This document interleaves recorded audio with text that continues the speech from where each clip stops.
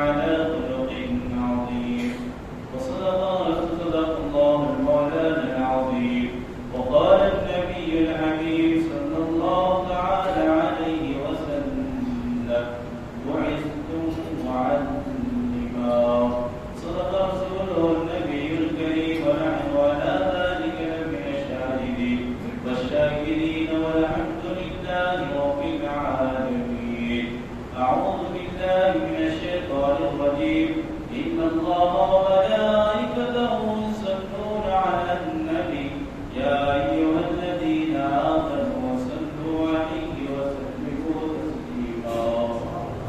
اللهم صل على سيدنا وشفيعنا وحبيبنا مولانا محمد وعلى آله وصحبه وبارك وسلم. صلاة وسلام عليك يا حبيب الله صلى الله تعالى عليه وسلم. سبحانك لا علم لنا إلا ما علمتنا إنك أنت العليم الحكيم. اللهم علمني رشدي وعيدني من شر نفسي. والحمد لله رب العالمين. محترم و مکرم قابل صد احترام متولیان احترام جملہ اراکین و سامعین و حاضرین، السلام علیکم ورحمۃ اللہ تعالی وبرکاتہ. اللہ سبحانہ وتعالی کا بے پناہ فضل احسان ہے، اس نے ہمیں دولت اسلام سے سرفراز فرمایا. اور فضل بالائے فضل یہ ہے کہ ہمیں نبی آخر الزمان صاحب الاولیاء کلمہ جناب محمد رسول اللہ صلی اللہ تعالی علیہ وسلم کے وفادار امتی میں پیدا فرمایا.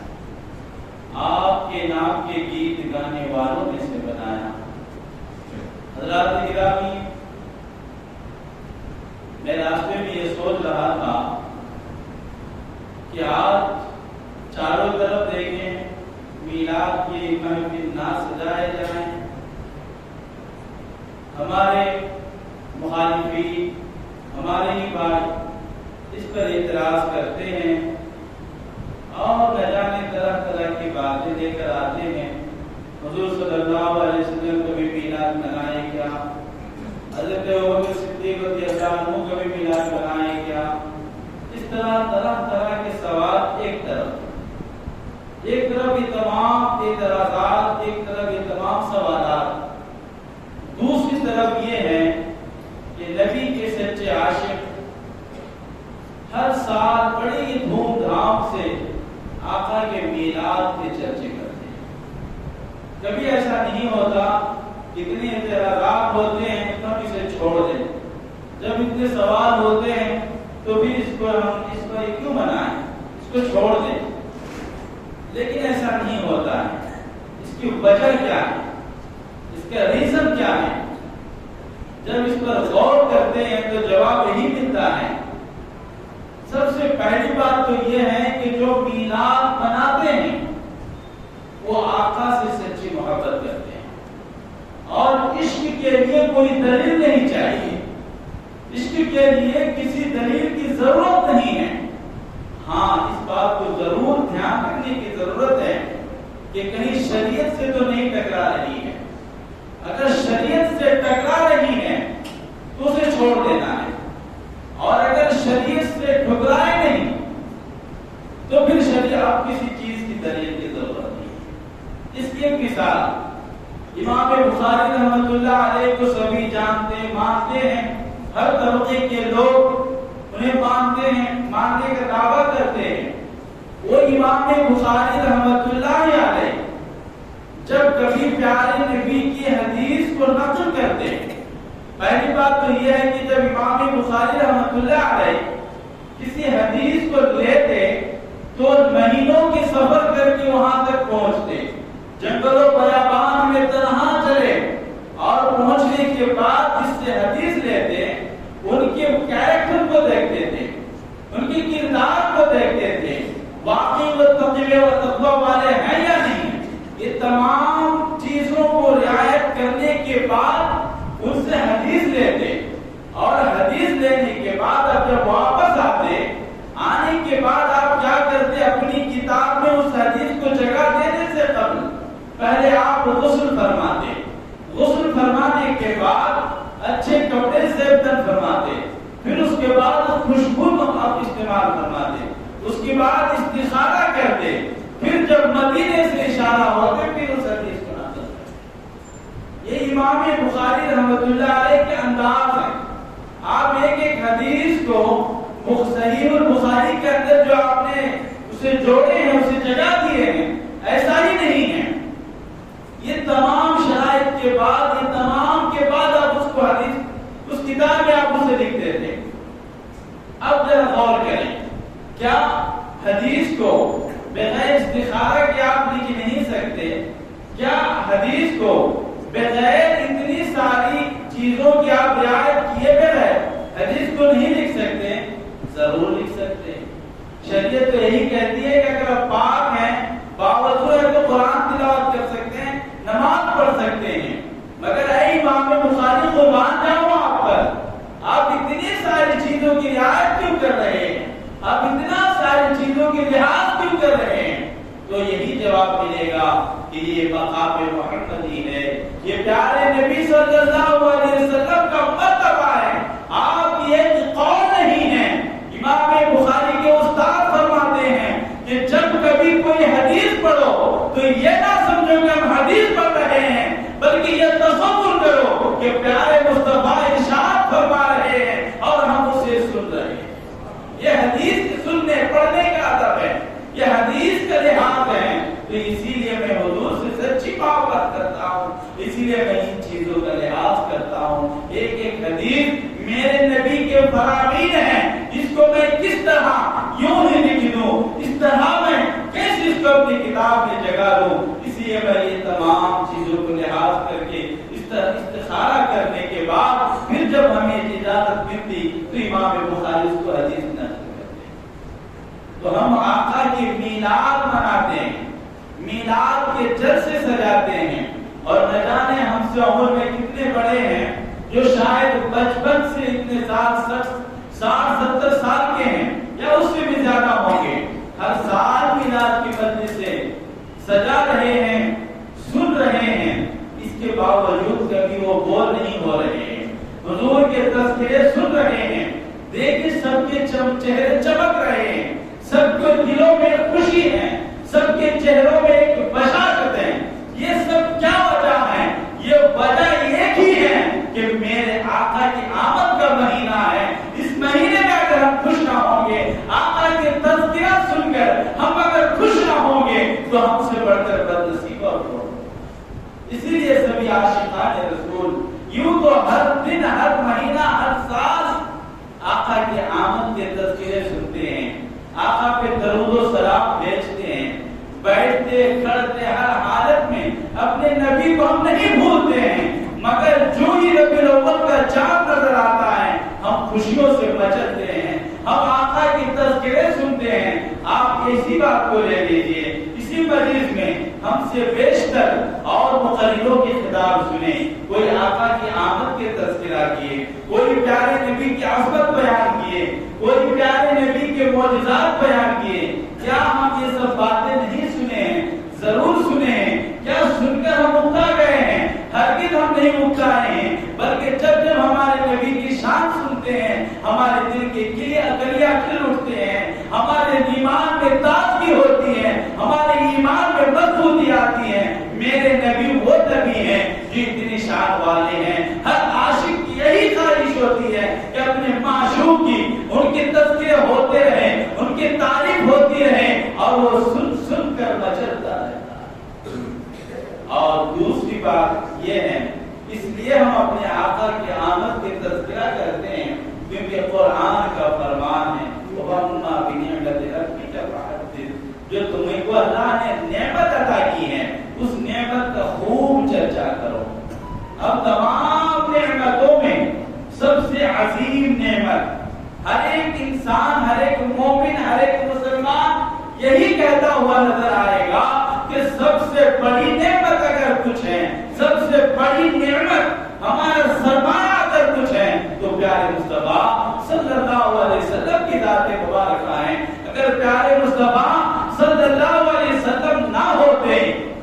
خدا کو پہچانتے نہ خدا کے بندے۔ یہ ساری نعمتیں ملی ہیں، یہ ساری بہاریں ملی ہیں، میرے آقا کے صدقے میں ملی ہیں۔ اگر ہمارے نبی ہمارے درمیان مقبول نہ ہوتے، نہ ہم خدا کو پہچانتے، نہ اس کے بارگاہ میں بندگی پیش کر سکتے۔ تو آج انہی تمہیدی کلمات کے بعد اپنے عنوان کی طرف آتا ہوں۔ آپ جانتے ہیں آقا کریم صلی اللہ علیہ وسلم جس وقت آپ کی عمر شریف 40 سال کی ہوئی تو حضور صلی اللہ علیہ وسلم اس وقت تک اپنی کردار، اپنے اخلاق، اپنی کیریکٹر کے بارے میں کبھی لوگوں سے نہیں فرمائے کہ میں سب سے اچھے کردار والا ہوں، میں بڑا سچا ہوں، میں بڑا امانت دار ہوں۔ یہ کبھی آقا نے لوگوں سے نہیں فرمایا، بلکہ پورا عرب، تمام عرب کے باشندے آپ کو دیکھتے تو صادق و امین کہہ کر پکارتے۔ سب سے بڑے سچے اگر کوئی ہے تو آمنہ کے لال حضرت محمد رسول اللہ صلی اللہ علیہ وسلم کی ذات مبارکہ ہے۔ یہ تمام چیزیں، یہ تمام کردار، اخلاق آقا کی بولتا قرآن جو آپ کے کردار سے ظاہر ہو رہا۔ اب 40 سال کی عمر ہونے کے بعد آقا صلی اللہ علیہ وسلم لوگوں سے الگ ہو گئے، تمام لوگوں سے الگ ہو کر غار حرا میں آقا صلی اللہ علیہ وسلم جلوہ فکر ہوتے اور اللہ کی یاد میں مگن ہوتے، اللہ کی عبادت میں، اللہ کی یاد میں مگن رہتے۔ 3 4 دنوں کا توشہ لے کر آپ چلے جاتے۔ آپ جیسا کہ آپ جانتے بھی ہیں ماں خدیجہ الکبریٰ رضی اللہ تعالی عنہا آپ کے لیے توشہ باندھ دیتی، وہ تیار کر کے آپ کے حوالے کر دیتی، آپ اسے لے کر غار حرا میں پہنچ جاتے اور وہاں پر بس ایک ہی رب ذوالجلال کو یاد کرتے، اللہ کی عبادت میں یاد میں مگن رہتے۔ مگر وہ کیسی عبادت، کیسی یاد ہے، اللہ جانے اور حضور جانے۔ اس شان کی عبادت، اس شان کی یاد ہوتی۔ حضور اکرم صلی اللہ علیہ وسلم ہم یہ جانتے ہیں، سنیں، تاریخ پڑھیں کہ غار حرا میں ایک دن اچانک جبرائیل امین تشریف لائے اور لانے کے بعد حضرت جبرائیل امین علیہ السلام ملک تمام فرشتوں کے جو سردار ہیں، وہ فرشتوں کے سردار، نبیوں کے سردار کے بارگاہ میں تشریف لائے۔ لانے کے بعد آقا سے فرماتے ہیں اقرا، حضور سے فرماتے پڑھیے۔ آقا نے فرمایا ماں انا بقاری، کوئی ترجمہ کر رہے میں پڑھنا نہیں جانتا، کوئی ترجمہ کر رہے کیا میں پڑھوں، کوئی ترجمہ کر رہے ہیں کہ میں پڑھنے والا نہیں۔ اگر تینوں لفظوں کی تشریح کی جائے تو یہی سامنے آئے کہ جس طرح لوگ پڑھتے اس طرح میں نہیں پڑھنے والا۔ یہی ہے کیونکہ لوگ پڑھتے ہیں کتاب میں الفاظ کو دیکھ کر، میرے مصطفیٰ کی شان یہ کہ لفظوں کا بھی محتاج نہیں ہے۔ انسان اگر پڑھنا سیکھے تو اسے لفظوں کا محتاج ہے، سکھانے والے کا محتاج ہے۔ یہ دنیا کا دستور ہے۔ میرے آقا صلی اللہ علیہ وسلم نے رب ذوالجلال کے بارگاہ سے پڑھ کر آئے ہیں۔ انہیں کسی انسان کی کیا ضرورت ہے، اسے کسی حرفوں کی کیا ضرورت ہے، انہیں کسی کے بتانے کی کیا ضرورت ہے۔ اللہ نے آپ کو تمام کائنات کے علم کو دے کر سنوار کر آپ کو بھیجا ہے اور آقا صلی اللہ علیہ وسلم نے اسی کو فرمایا ماں انا بقاری، اے جبرائیل امین جس طرح تم پڑھنے کی کہہ رہے ہو میں اس طرح نہیں پڑھنے والا، ماں انا بقاری۔ آپ کو سینے سے لگایا، معانقہ کیا، تو وہ جب آقا نے فرمایا حتی بلغ منی الجہد، یہاں تک کہ میری تمام طاقتیں گویا کہ نکل گئی۔ اس طرح 3 مرتبہ کی تاریخ آپ جانتے ہیں، 3 مرتبہ کیے، تینوں مرتبہ کھانے خاموش رہے، نہیں پڑھے ماں انا بقاری فرمائے۔ آخر کار حضور اکرم صلی اللہ علیہ وسلم کے بارگاہ میں جبرائیل امین 3 مرتبہ کے بعد فرماتے ہیں اقرأ باسم ربک الذی خلق، اس رب کے نام سے پڑھیے جس نے تمہیں پیدا کیا۔ اب حضور صلی اللہ علیہ وسلم کو سینے سے نہیں دبا رہے ہیں، یہ آپ حضور صلی اللہ علیہ وسلم کو اپنے باہوں میں، بازوں میں لے کر دبوچ نہیں رہے ہیں، بلکہ حضرت جبرائیل امین 5 آیت تک پڑھتے چلے گئے۔ تو یہاں پر تمام وضاحت، تمام مفہوم اپنی جگہ پر ہیں، جو ہمارے سمجھنے کی بات ہے، جو مجھے سمجھ میں آتی ہے، اللہ بہتر جانتا ہے اس کا معنی، جو سمجھ میں ہمارے سمجھ میں جو بات آتی ہے وہ یہ ہے کہ اے جبرائیل امین اگر تمہارے کہنے سے میں پڑھ دوں تو زمانہ دنیا یہ جانے گی کہ حضور اکرم صلی اللہ علیہ وسلم کے استاد جبرائیل امین ہیں. ارے میں تو رب کا بندہ ہوں. اس رب نے مجھے سکھایا, اس رب نے مجھے بتایا. جب رب کے نام پہ پڑھنے کی باری آئی تھی تو آمینہ کے لال پڑھتا ہوا نظر آیا. اسی لیے آپ صلی اللہ علیہ وسلم خاموش رہے. اب ایک سوال یہ بھی آتا ہے کہ جبرائیل امین نے حضور کو دبوچا, 3 مرتبہ دبوچا. آقا نے فرمایا اتنی طاقت نکل گئی. یہ کیسے ہے؟ اگر حضور زیادہ طاقت والے ہوتے تو پھر حضور کیوں تکلیف محسوس کیے؟ دیکھیں اس کا جواب یہ ہے, حضور صلی اللہ علیہ وسلم کی ایک صفت بشر کی ہونا ہے, ایک صفت نور بھی ہے, اور بشریت کا جو انکار کرے گا وہ کافر ہے. کیونکہ قرآن کا اعلان ہے, قرآن کے اندر حضور کو, حضور صلی اللہ علیہ وسلم کو بشر کہا گیا ہے. انما انا بشر مثلکم یوحی الی, میں بشر ہوں مگر وحی کی جاتی ہے. کس شان کی بشر ہیں؟ کسی عربی شاعر نے فرمایا محمد بشر لا کل بشر یاقوت حجر لا کل حجر. محمد صلی اللہ علیہ وسلم بشر ہیں, آپ بشر کی طرح نہیں ہیں. جس طرح یاقوت ایک قیمتی پتھر ہے اس جیسا کوئی پتھر نہیں. یہ حضور اکرم صلی اللہ علیہ وسلم کے درشی پڑھے. اللہم صلی علی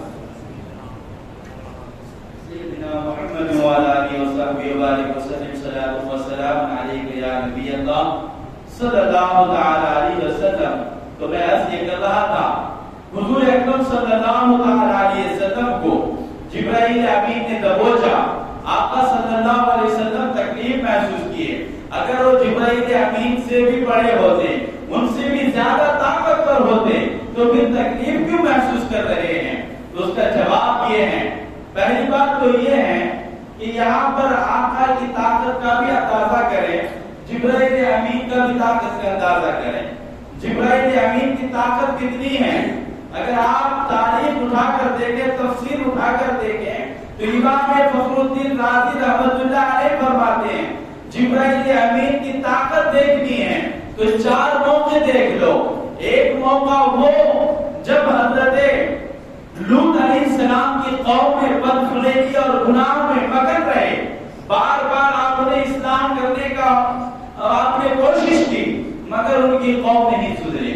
ان کے قوم لواطت گناہ میں مگن رہے, جس کی وجہ سے اللہ نے حکم دیا جبرائیل امین علیہ السلام قوم لوط کو اپنی پر پر اٹھائے, اپنے پروں سے اٹھا کر آسمان کی بلندی پر لے گئے, لے جا کر وہاں سے دے مارا, وہاں سے پٹکا کہ سب کے سب وہاں پر ناس ناس ختم ہو گئے.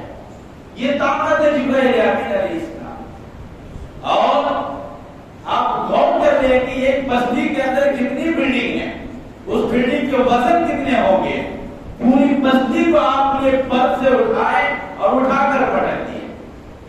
دوسرے موقع حضرت صالح علیہ السلام کے زمانے میں جب ان کی قوم نے نافرمانی کی تو حضرت صالح علیہ السلام بار بار انہیں سمجھاتے رہے. آخرکار اللہ کے حکم سے جبرائیل علیہ السلام منہ کھول کر آواز کیے. وہ آواز اتنی کڑک, اتنی خطرناک تھی کہ سب کے دل پھٹ گئے اور سب کے سب وہی مر گئے. یہ طاقت ہے جبرائیل امین علیہ السلام. اور ان کی طاقت کا اندازہ آپ اس سے بھی لگا سکتے ہیں کہ حضرت عیسیٰ علیہ السلام کے زمانے میں مسجد اقصی کے قریب شیطان لعین حضرت عیسیٰ علیہ السلام کے ساتھ بحث و مباحثہ کر رہا.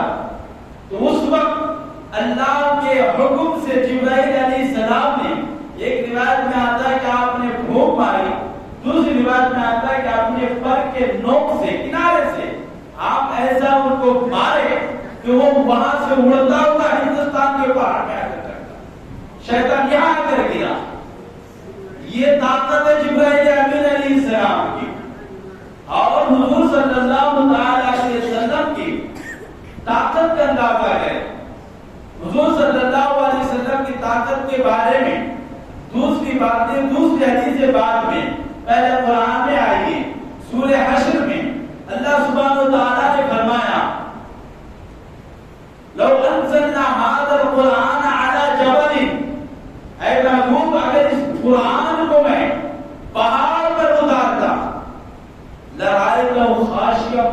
دیا اپنے تشریف کے ساتھ۔ یہ پہاڑ قرآن کی ثقل، قرآن کی وزن کو اٹھانے سے قاصر ہو جاتا اور ریزہ ریزہ ہو کر پاش پاش ہو کر رہتا۔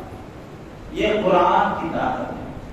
اور قربان جائیں حضور اکرم صلی اللہ علیہ وسلم کے سینے مبارکہ پر کہ آپ نے 30 پارے قرآن کو اپنے سینوں میں سما لیا۔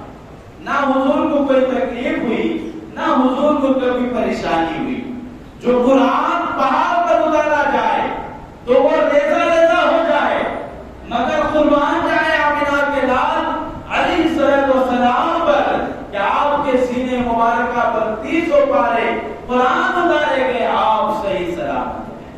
اس سے ہمارے نبی صلی اللہ علیہ وسلم کا قوت کا اندازہ ہوتا ہے۔ اب آئیے حدیث کی روشنی میں آقا کی قوت کتنی ہے۔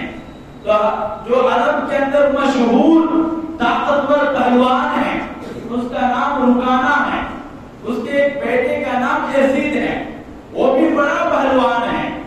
300 بکریاں لے کر حضور صلی اللہ علیہ وسلم کے بارگاہ میں آیا اور آ کر کہا ہے محمد آپ کی بڑی تعریفیں میں سنتا ہوں، آپ لفظوں میں اپنے جملوں میں اتنی مٹھاس دکھاتے ہیں کہ لوگ آپ کے گرویدہ ہو جاتے ہیں، لوگ آپ کے بازوں میں آ جاتے ہیں۔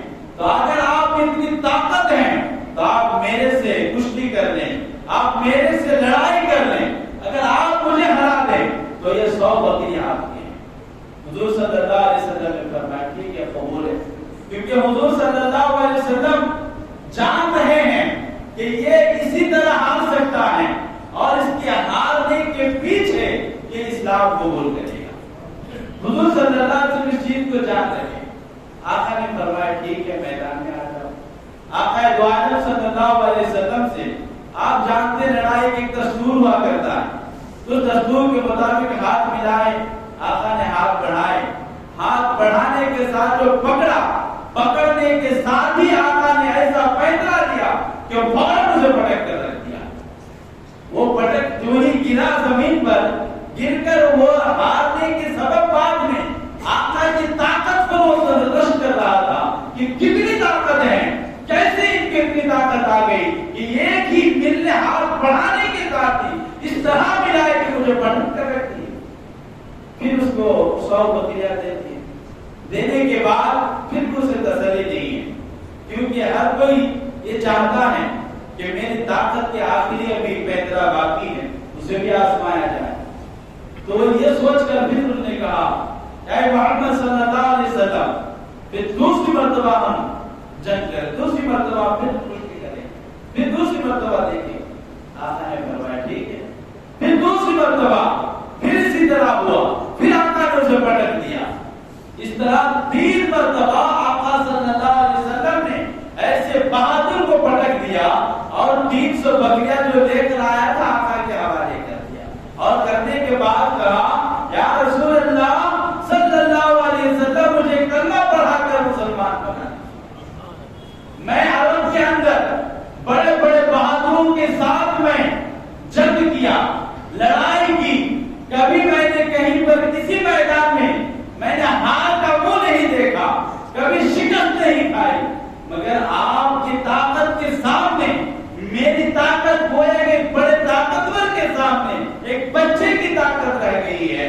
یہ میرا ایمان، میرے خیالات کے جزدان یہ کہتا ہے کہ یہ طاقت کسی عام انسان کی طاقت نہیں ہو سکتی، بلکہ رب کائنات کی عطا کرتا تھا۔ یہ کہہ کر یزید بن رکانہ مسلمان ہو گیا۔ یہ آقا کی طاقت ہے۔ حضور صلی اللہ علیہ وسلم کی طاقت کے درجے اگر کیے جائیں تو کئی راتیں کم پڑ جائیں گے۔ آقا نے ایک اشارہ کیا، چاند کو 2 ٹکڑے کر دیا، یہ بھی آقا کی طاقت ہے۔ ایک نہیں بے شمار ایسی مثالیں ہیں۔ پھر جبرائیل امین علیہ السلام کو سینے سے لگائے تو آپ کو تکلیف کیوں ہوئی؟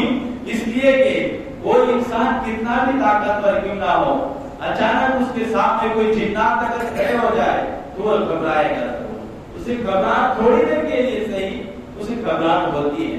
ایک بشر کامل محمد عربی صلی اللہ علیہ وسلم اور دوسری طرف سید الملائکہ جبرائیل امین ہیں، وہ بھی بڑے طاقتور ہیں،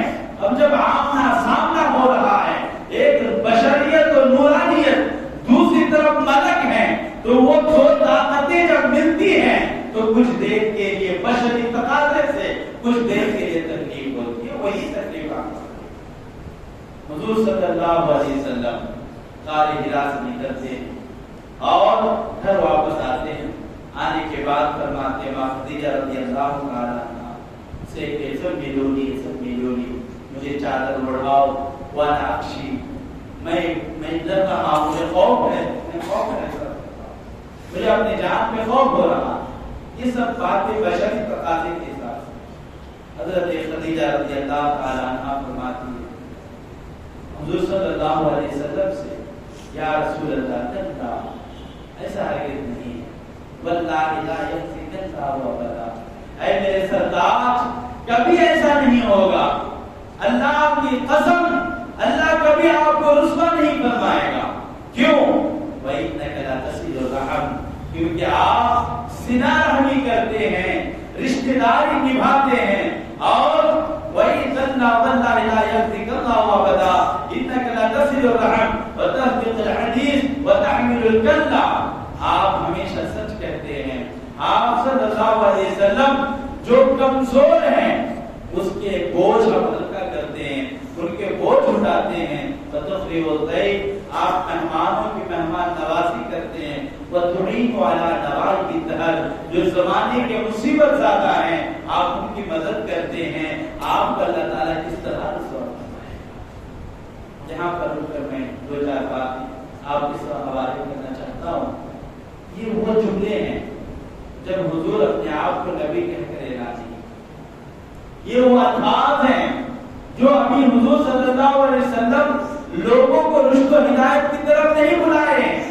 یہ وہ الفاظ ہیں, وہ کردار ہیں جو حضور ابھی بیان نہیں کیے, حضور نے کسی کو بھی نہیں فرمائے, مگر یہ تمام خوبیاں میرے نبی کے اندر موجود ہیں. ماں خدیجہ الکبریٰ رضی اللہ تعالی عنہا اس کو گواہی دے رہی ہے.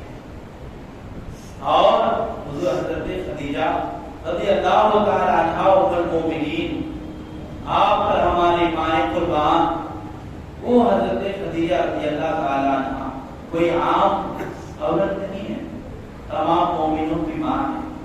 حضرت خدیجہ رضی اللہ تعالی عنہا کا مقام وہ ہے جنہیں جبرائیل امین سلام کے لیے آئے. بخاری شریف کی حدیث ہے, ایک مرتبہ حضرت جبرائیل امین علیہ السلام آقا کے بارگاہ میں حاضر ہوتے ہیں. حاضر ہونے کے بعد عرض کرتے ہیں حاضر خدیجہ یا رسول اللہ قد اتت معها الہ فی الہ او طعام او شراب. یہ جو آ رہی ہے حضرت خدیجہ رضی اللہ تعالی عنہ, ان کے ہاتھ میں ایک برتن ہے, اس برتن میں یا تو شوربہ ہے, سالن ہے, یا تو کچھ کھانے کا ہے, یا تو اس کے اندر پینے کی کوئی چیز ہے. در حقیقت اس حدیث کے ماورا یہ ہے حضرت خدیجہ رضی اللہ تعالی عنہ آقا کے بارگاہ میں کچھ سالن یا کچھ کھانے کی چیز لے کر آ گئی. تو آنے کے آتے آتے پاؤں پھسلنے سے وہ سالن کچھ آپ کے ہاتھ سے گر گئے. تو آپ کو بہت ڈر ہوا کہ حضور صلی اللہ علیہ وسلم کے بارگاہ میں اسے کس طرح پیش کروں. آپ دن دن میں گھبرا رہی ہیں, اس حال میں آپ حضور کے بارگاہ میں تشریف لا رہی ہیں. تو اتنے میں جبرائیل امین اللہ کے حکم سے نازل ہوتے ہیں, اور نازل ہونے کے بعد عرض کرتے ہیں یا رسول اللہ صلی اللہ علیہ وسلم فریضہ یہ عادت کا, جب آپ کے بارگاہ میں حضرت خدیجہ جو گھبرا رہی ہے, گھبراتی ہوئی آ رہی ہے, آپ انہیں ہمارے طرف سے فقر علیہ السلام من ربها, اللہ کے طرف سے انہیں سلام پیش کیجیے, اور میرے جانب سے انہیں سلام پیش کیجیے. یہ حضرت خدیجہ رضی اللہ تعالی عنہ کا مقام مرتبہ. تاریخ بہت وسیع ہے تو زیادہ اس کی طرف ہم نہیں جا سکتے ہیں. تو یہ حضرت خدیجہ رضی اللہ تعالی عنہ کا مقام. ایک مرتبہ عائشہ صدیقہ رضی اللہ تعالی عنہ فرماتی ہیں یا رسول اللہ صلی اللہ علیہ وسلم, آپ ہمیشہ حضرت خدیجہ رضی اللہ تعالی عنہ کو آپ یاد کرتے ہیں, آپ ان کے اتنی زیادہ محبت کرتے ہیں, اس کی وجہ کیا ہے؟ اتنی حضرت خدیجہ رضی اللہ تعالی عنہ سے اتنی والہانہ محبت کی وجہ کیا ہے؟ تو پیارے مصطفیٰ صلی اللہ علیہ وسلم کا وہ جواب ہے کہ اے عائشہ رضی اللہ تعالی عنہ, اس وقت خدیجہ نے مجھ سے محبت کی ہے جب پوری قوم نے مجھ سے نفرت کی ہے. جب سب لوگوں نے مجھ سے دشمنی کی ہے اس وقت خدیجہ نے مجھ سے محبت کی ہے. جب سب لوگ مجھے انکار کرتے رہے خدیجہ اس وقت میرا ساتھ دیتی رہی. جب مجھے دولت کی ضرورت پڑی خدیجہ نے رضی اللہ تعالیٰ عنہا نے اپنی دولت مجھ پر نچھاور کی ہے. اور میں خدیجہ سے کیوں والہانہ محبت نہ کروں؟ میری اولاد اسی سے ہے. یہ تمام چیزوں کو آقا نے ذکر فرمایا. یہاں پر یہ درس ہے، یہ ہمارے لیے ایک عبرت، ایک سبق ہے کہ میاں بیوی کے درمیان کیسی محبت ہونی چاہیے. بیوی ہو تو حضرت خدیجہ رضی اللہ تعالیٰ عنہا کے نقش قدم پر چلنے والی ہو، اور شوہر بھی ہو تو ہمیشہ بیوی کے احسانات کو یاد رکھے. یہی انداز، یہی بیان آقا کے زندگی سے، حضرت خدیجہ رضی اللہ تعالیٰ عنہا کے درس سے ہمیں یہی سبق ملتا ہے. ایک اگر شریف انسان ہونا ہے تو ان کے اندر یہ تمام صفتیں ہونی چاہیے. انک لتصل الرحم، صلہ رحمی، رشتہ داری نبھانے کا جذبہ اپنے اندر ہونا چاہیے. حضرت عقبہ بن عامر سے ایک روایت ہے، آقا نے فرمایا صل من قطعت، جو تم سے رشتہ توڑ لے اس کے ساتھ رشتہ جوڑو.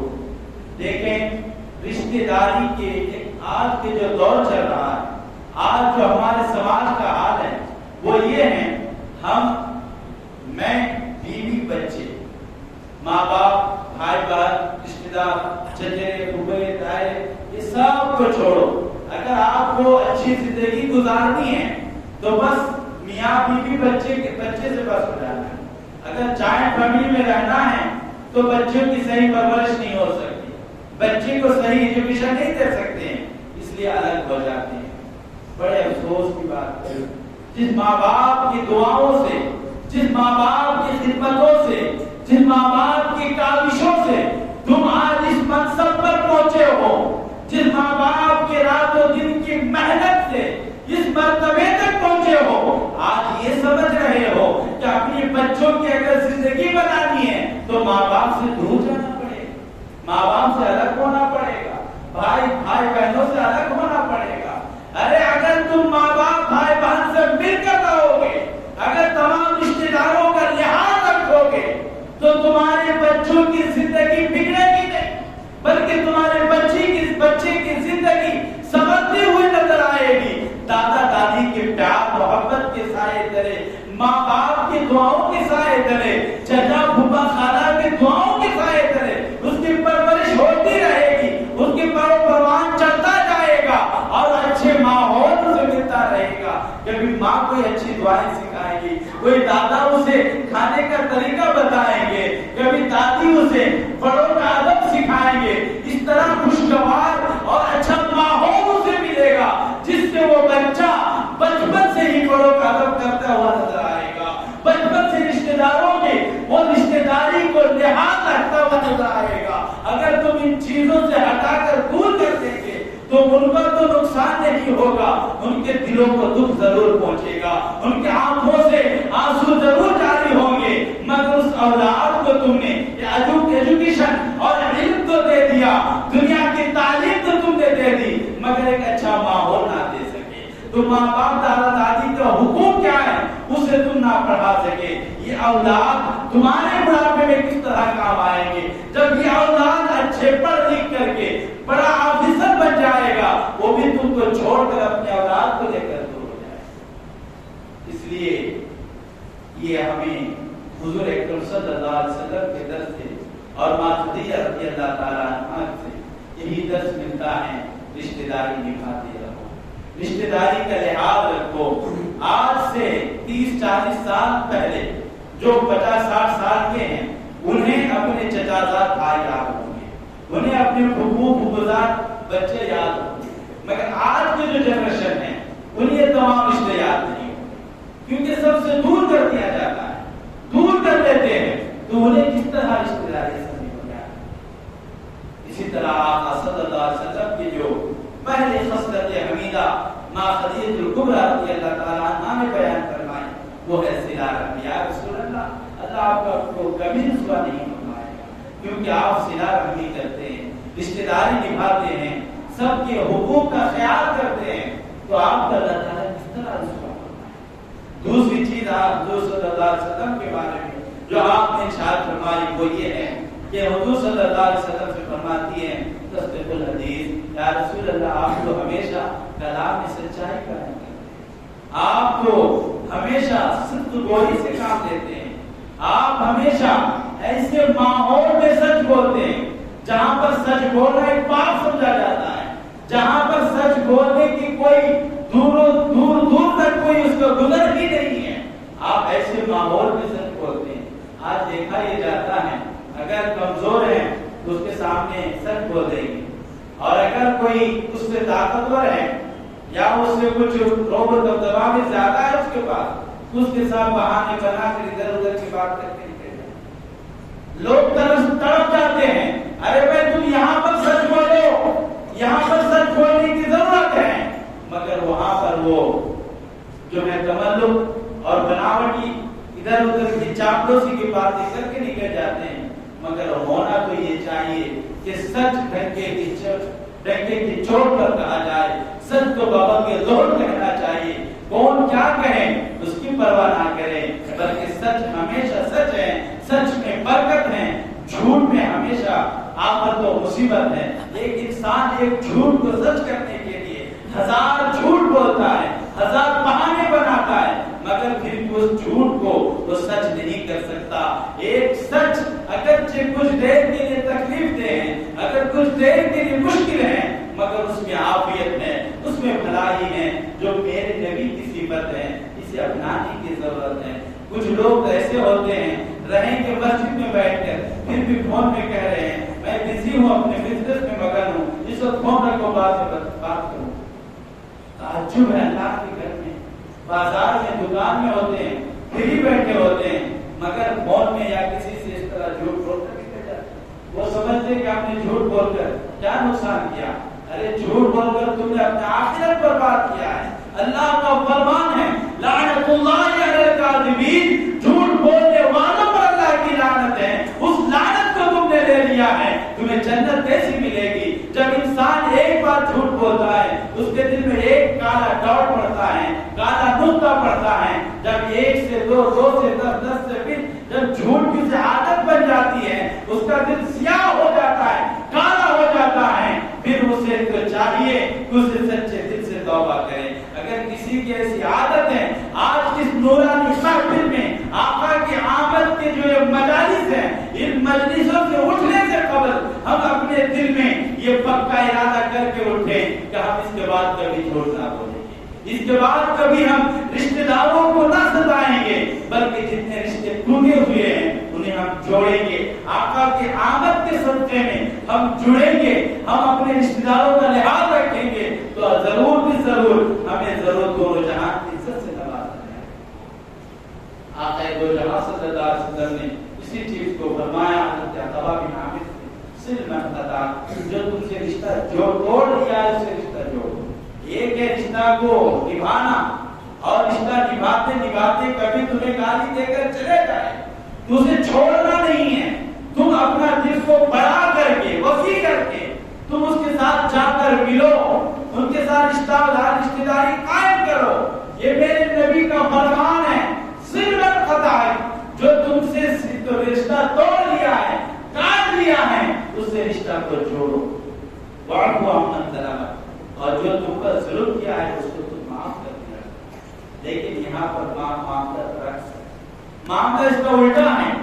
اگر کبھی وہ کسی مجلس میں ہمیں چھوٹا نیچا دکھا دیا تو ہم اسے یاد رکھتے ہیں، جب تک اسے ہم ہزاروں کے محفل میں، اس کے چاہنے والوں کے درمیان میں اسے نیچا نہیں دکھاتے ہیں، تب تک ہمارے دل کو سکون نہیں ملتا۔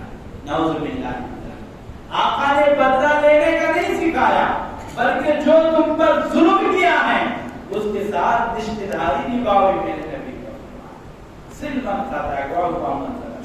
اور ایک بات یہ بھی ہے، کہتے ہیں حضرت آپ کہتے ہیں رشتہ داری نبھاؤ، رشتہ داری نبھاؤ، لیکن وہ رشتہ دار کیسا ہے معلوم ہے؟ جب بھی ہم ان کی عزت کرتے ہیں مجھے توحید کرتے ہیں، جب ہم ان کو عزت دیتے ہیں تو میرے وہ خلاف ورزی کرتے ہیں۔ حضور صلی اللہ علیہ وسلم کی بارگاہ میں ایک شخص آیا، آنے کے بعد یہی شکایت، یا رسول اللہ میں رشتہ داری نبھاتا ہوں، رشتہ داروں کا خیال کرتا ہوں، مگر اس کے بدلے میں وہ مجھے ہمیشہ نیچا دکھاتے ہیں، میں اس کے ساتھ کیا کروں؟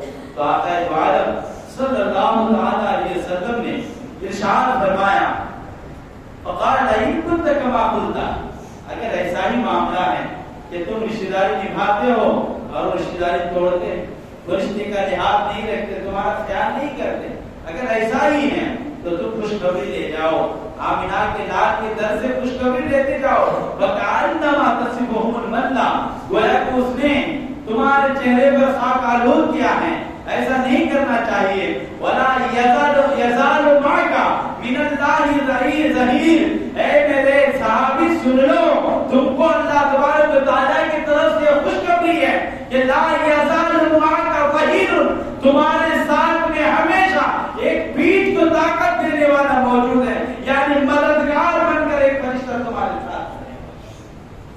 رشتہ داری تم نبھا رہے ہو اور رشتہ داری توڑتا جا رہا ہے، اس کے باوجود تمہارے دل میں رنج ضرور ہوگا، میں رشتہ داری نبھا رہا ہوں اور وہ مجھے نیچا دکھا رہا ہے، تو میں کیسے نبھاؤں؟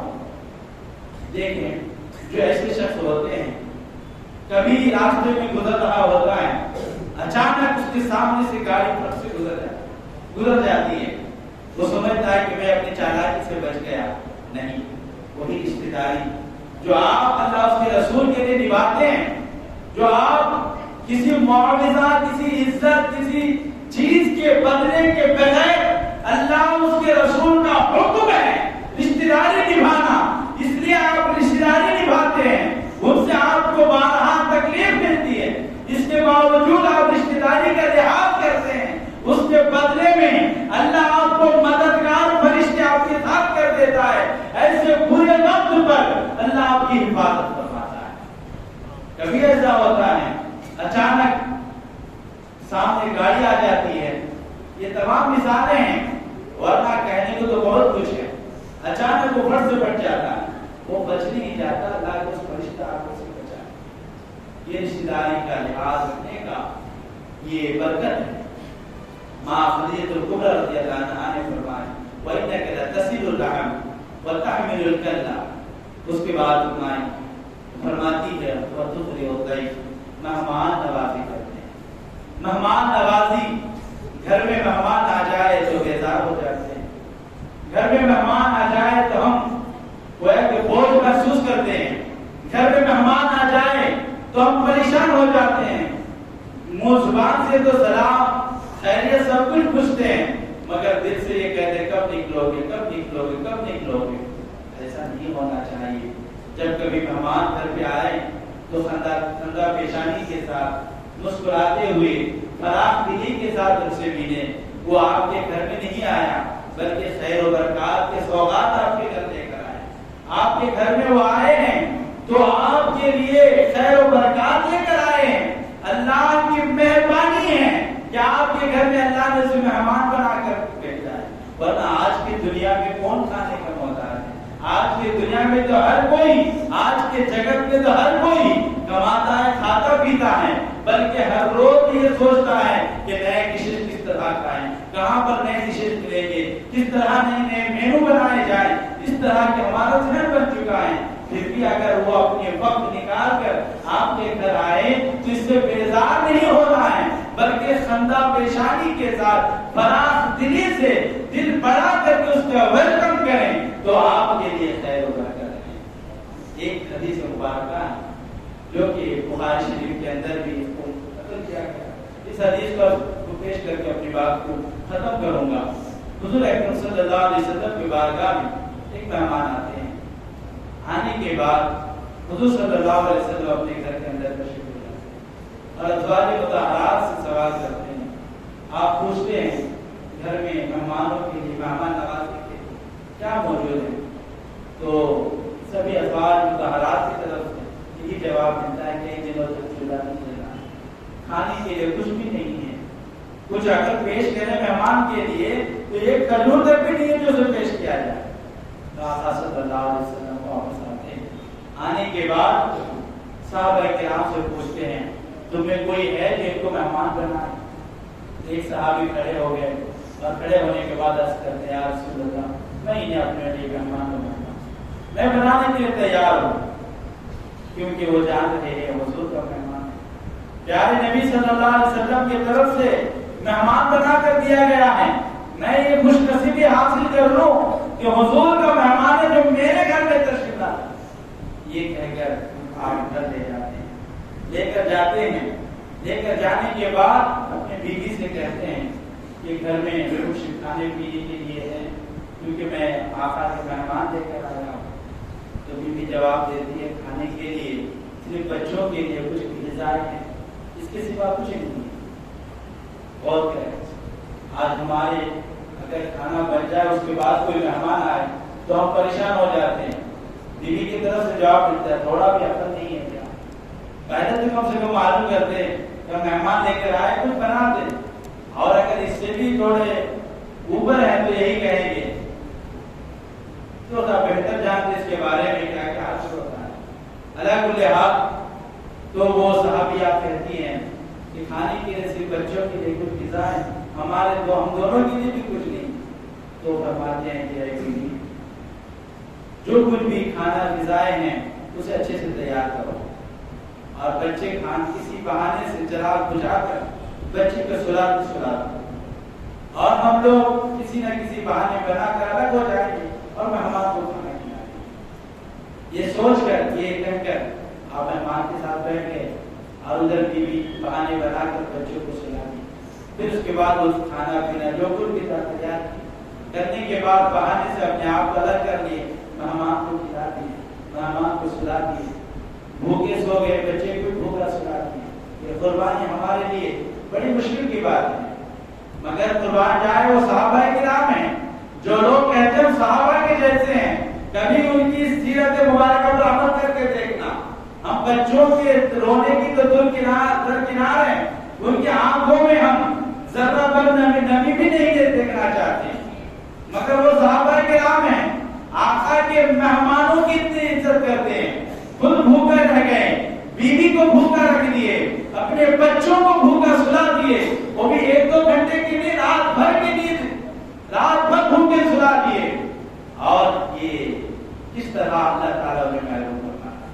صبح کو حضور اکرم صلی اللہ علیہ وسلم کے بارگاہ میں وہ صحابی مہمان کو لے کر واپس آتے ہیں، ادھر وہ تشریف لا رہے ہیں، ادھر اللہ تبارک و تعالیٰ کی طرف سے قرآن اتر رہا ہے، وَيُؤْثِرُونَ عَلَىٰ أَنفُسِهِمْ وَلَوْ كَانَ بِهِمْ خَصَاصَةٌ۔ سورہ حشر کے اندر اللہ تعالیٰ نے ارشاد فرمایا کہ یہ لوگ اپنی جانوں پر انہیں ترجیح دیے ہیں، محبوب نے خوش کر دی سکھانے۔ یہ مہمان نوازی کی برکت، یہ مہمان نوازی کی شان ہے جسے ہمیں اپنانا چاہیے۔ اور آخر میں فرماتی ہے وَتُعِينُ عَلَىٰ نَوَائِبِ الْحَقِّ، یہ روایت میں آتا ہے تُعِينُ عَلَىٰ نَوَائِبِ الدَّهْرِ، یعنی اے میرے سرتاج آپ زمانے کے جو لوگ مصیبت زدہ ہیں، اچانک حادثہ ہو گیا، اچانک سیلاب آ گیا، اچانک زلزلہ آ گیا، لوگ کھانے پینے کے لیے ترس جاتے ہیں، ایسے موقع پر سب سے پہلے ہمارے نبی کھڑے ہوتے ہیں، سب سے پہلے ہمارے نبی مددگار بن کر اس کے لیے کھانے پینے کا انتظام کرتے تھے۔ یہ میرے نبی کے اخلاق مبارکہ ہیں، اور آج یہ تمام جملے وہ ہیں اگر کوئی انسان اپنے بیوی کے لیے بہترین شوہر بننا چاہتا ہے تو ان صفتوں کو اپنائیں، اور اگر کوئی انسان عزت دار بننا چاہتا ہے، کوئی اگر یہ چاہتا ہے کوئی انسان عزت دار ہے یا نہیں، ان صفتوں کو اس کے اندر خیال کریں۔ اگر کسی انسان میں میرے نبی کی ان خصلتوں کا اس کے اندر تو وہ تجلیہ موجود ہیں، رشتہ داروں کے ساتھ اچھے سے پیش آنے والا ہے، مہمانوں کی مہمان نوازی کرنے والا ہے، اور محتاجوں کی محتاجی کو دور کرنے والا ہے، مصیبت زدوں کی مصیبت کو دور کرنے والا ہے، اگر اس طرح ہے تو سمجھ لیجیے یقیناً کوئی انسان بڑا عزت دار ہے، نبی پاک کے سچے عاشق ہیں، نبی پاک کے نقش قدم پہ چلنے والا ہوتا ہے۔ انہی باتوں پر اپنی بات کو ختم کرتا ہوں، پروردگار عالم سے دعا کروں پروردگار ہم تمام کو بولنے سننے سے زیادہ